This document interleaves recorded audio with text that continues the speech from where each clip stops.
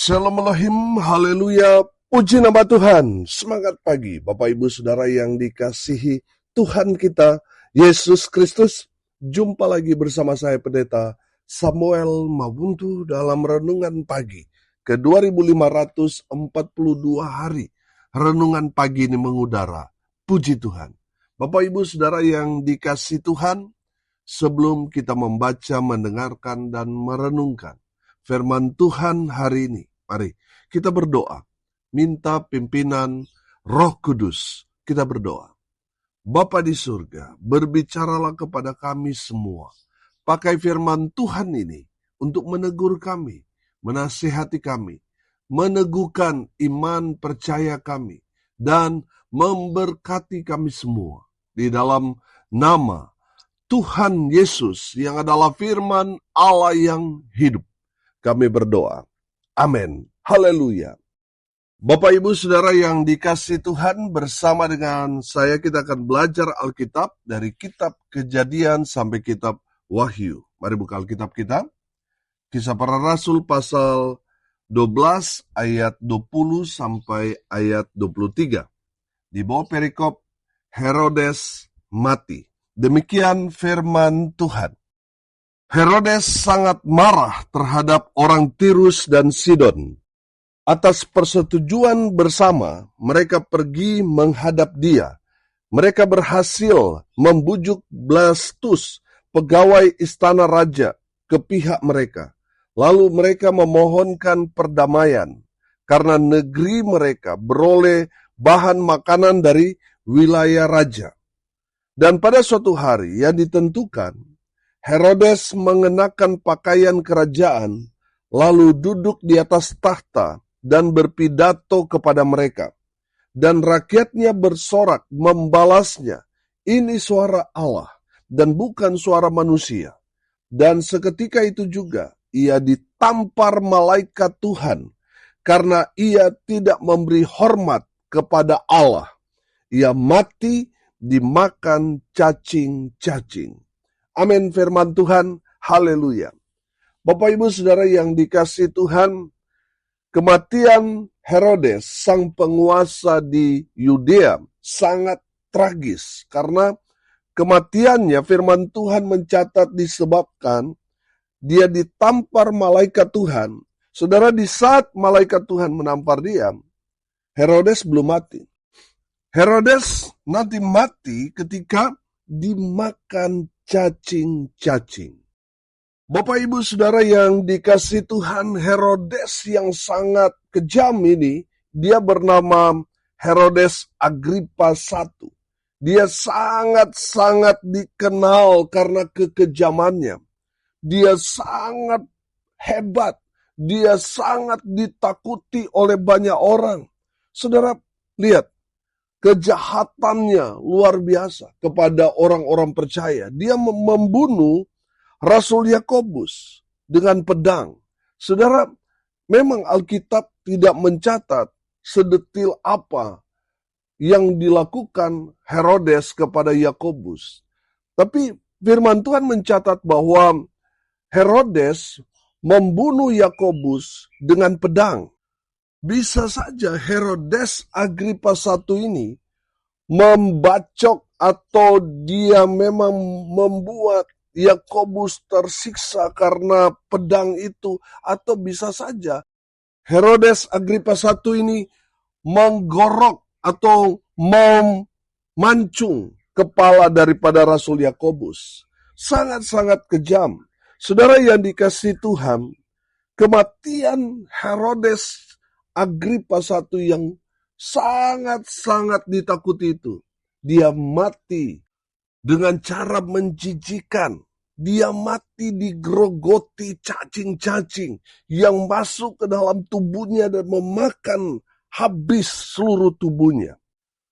Bapak Ibu Saudara yang dikasihi Tuhan, tentu kematian Herodes Agrippa I ini ada kaitannya dengan apa yang dia lakukan kepada rasul-rasul dan kepada orang percaya pada saat itu tentunya.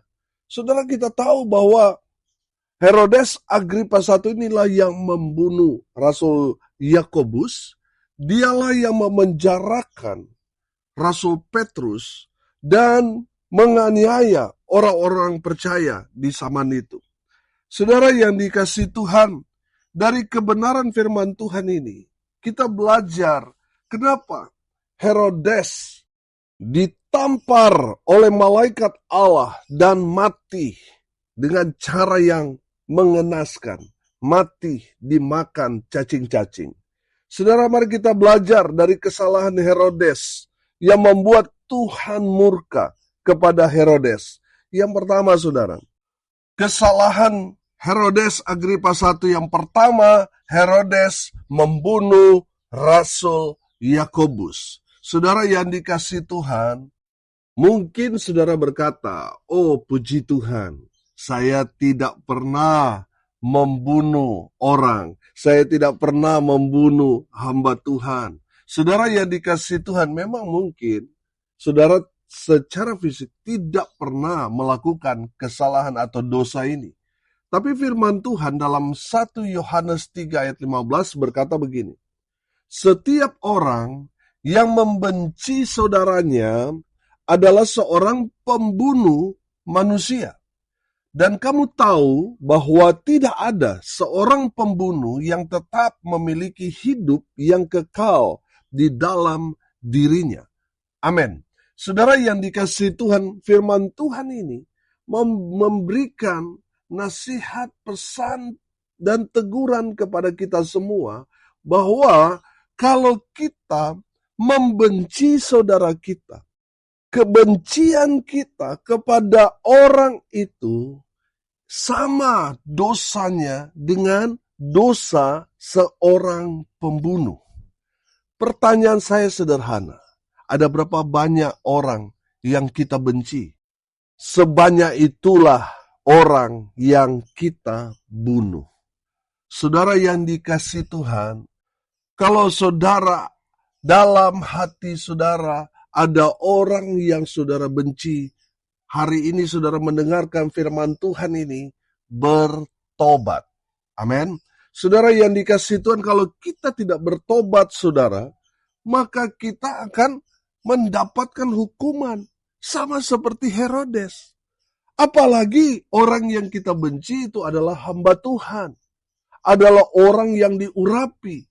Bertobat saudara. Karena apa saudara? Hamba Tuhan itu adalah representatifnya Allah, perwakilannya Allah di dalam dunia yang ada di sekitar kita. Nah, kalau kita membenci hamba Tuhan, kita sama. Artinya membenci yang mengutusnya, yaitu Tuhan.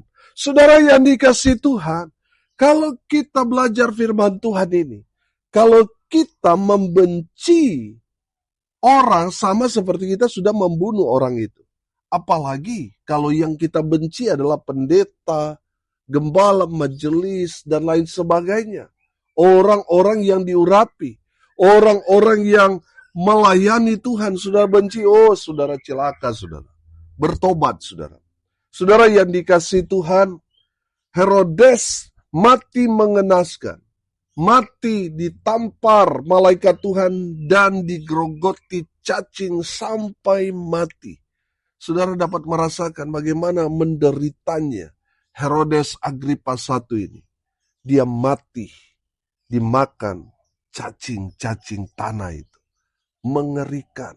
Saudara, kenapa Herodes mati tersiksa seperti itu?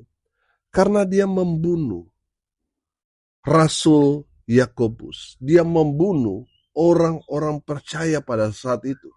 Dan dia ini kan psikopat, saudara. Dia senang melakukan itu. Akhirnya apa saudara yang terjadi kepada Herodes? Herodes mati mengenaskan, mengerikan, tragis. Karena dia melakukan itu kepada orang-orang benar. Saudara, dengar ini baik-baik. Kalau saudara benci orang, saudara sama seperti dosa seorang pembunuh. Apalagi yang saudara benci orang-orang benar. Apalagi dia seorang hamba Tuhan. Oh, bertobat saudara. Bertobat. Saudara yang dikasihi Tuhan, kalau saudara ada kebencian dalam hati saudara, Saudara, sebaik apapun yang saudara lakukan, Tuhan tidak akan terima itu. Tuhan mau saudara yang sudah tahu kebenaran, saudara yang sudah mendapat pengampunan, saudara harus belajar mengampuni. Supaya apa, saudara? Supaya dosa-dosamu yang banyak, yang segunung itu diampuni oleh Tuhan. Saudara yang dikasihi Tuhan, jangan ada satu orang pun yang saudara benci dalam hati saudara. Karena dosa orang membenci sama seperti dosa seorang pembunuh. Apalagi yang saudara benci adalah hamba Tuhan. Bertobat. Kesalahan yang kedua yang dilakukan Herodes memenjarakan Rasul Petrus. Saudara yang dikasihi Tuhan, kalau saudara baca ayat sebelumnya, di ayatnya yang ke-4 dan ayat 5, perhatikan. Setelah Petrus ditangkap, Herodes menyuruh memenjarakannya di bawah penjagaan 4 regu. Masing-masing terdiri dari 4 prajurit. Maksudnya ialah supaya sehabis Paskah, ia menghadapkannya ke depan orang banyak. Demikianlah Petrus ditahan di dalam penjara, tetapi jemaat dengan tekun mendoakannya kepada Allah. Saudara yang dikasihi Tuhan, dari kebenaran firman Tuhan ini, kita dapat melihat Herodes memenjarakan Rasul Petrus. Saudara, mungkin pelajaran yang dapat kita lihat dari Herodes ini adalah dia melakukan ketidakadilan kepada hamba Tuhan, kepada orang percaya, yang membuat Tuhan geram, Tuhan marah kepada Herodes Agripa I ini. Karena apa? Dia melakukan ketidakadilan kepada hamba Tuhan. Saudara yang dikasihi Tuhan, kalau kita melakukan ketidakadilan kepada orang percaya, terlebih lagi kepada hamba Tuhan, saudara akan berhadapan dengan Tuhan. Saudara perhatikan, Herodes, dia melakukan semena-mena kepada Rasul Petrus. Dia memenjarakan orang tanpa proses pengadilan. Saudara perhatikan, orang-orang kalau sudah punya jabatan dan pangkat tinggi, mereka seringkali melakukan hal sama seperti Herodes ini. Melakukan semena-mena, merasa dia berkuasa, membuat dia bebas melakukan segala sesuatu. Terlebih lagi kalau dia punya uang. Makanya ada istilah punya uang, punya kuasa. Saudara yang dikasihi Tuhan, bertobat. Jangan melakukan ketidakadilan kepada siapapun. Apalagi kepada hamba Tuhan. Saudara yang dikasihi Tuhan, banyak orang tanpa dia sadari. Sama orang lain baik, saudara. Tapi sama hamba Tuhan, dia menganggap remeh. Dia tidak menghargai, tidak menghormati hamba Tuhan. Saudara yang dikasihi Tuhan, saudara sudah melakukan ketidakadilan di dalam kehidupan saudara. Saudara yang dikasihi Tuhan, kita belajar kan dalam firman Tuhan. Kalau kita memperlakukan hamba Tuhan dengan baik, Tuhan juga akan memberkati saudara dengan luar biasa. Amin. Saudara, saya ingat dalam 2 Raja-Raja pasal 4, di sana menceritakan tentang seorang perempuan Sunem yang selalu memberikan pelayanan yang luar biasa kepada Nabi Elisa. Ketika Nabi Elisa mampir di Sunem, perempuan ini melayani Nabi Elisa. Dia menjamu makanan enak untuk Nabi Elisa. Dia menyediakan tempat khusus buat Nabi Elisa supaya dia dapat beristirahat. Nabi Elisa merasakan hospitality-nya dia luar biasa. Sehingga dia memanggil Gehasi, bujangnya, untuk menanyakan kepada perempuan Sunem itu, apa yang menjadi permintaanmu? Supaya nanti saya ajukan kepada raja. Apakah kamu diganggu sama penjahat? Nanti saya bilang kepada raja supaya menjaga. Apakah ada yang mengganggu bisnismu?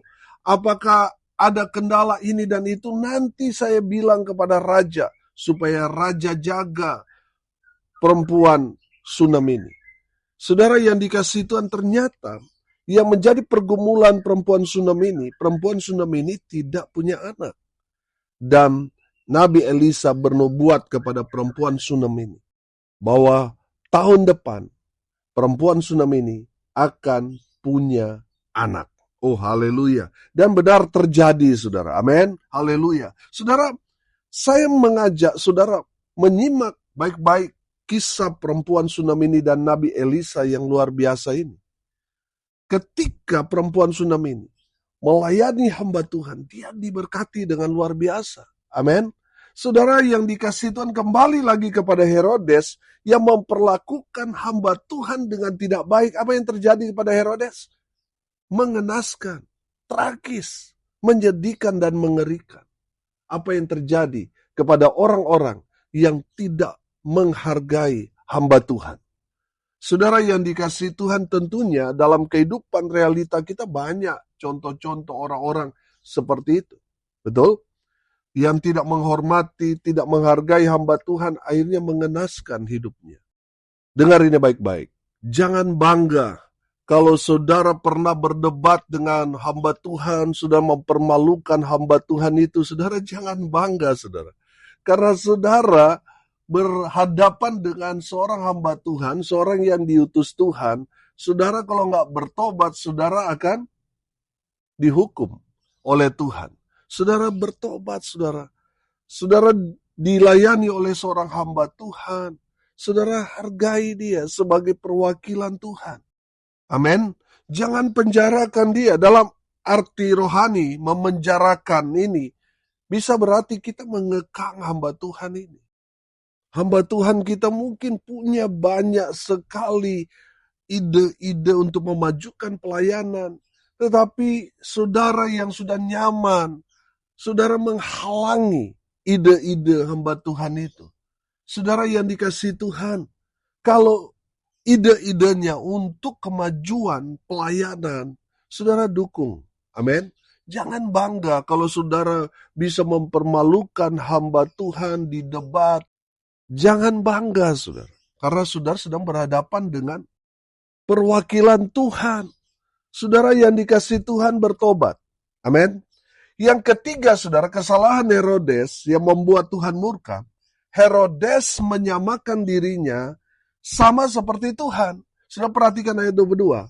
Dan rakyatnya bersorak membalasnya, ini suara Allah dan bukan suara manusia. Ayat 23. Dan seketika itu juga ia ditampar malaikat Tuhan karena ia tidak memberi hormat kepada Allah. Ia mati dimakan cacing-cacing. Saudara yang dikasihi Tuhan, kenapa Tuhan murka kepada Herodes dan malaikat menampar dia dan dimakan oleh cacing-cacing sampai mati? Karena Herodes menyamakan dirinya seperti Tuhan.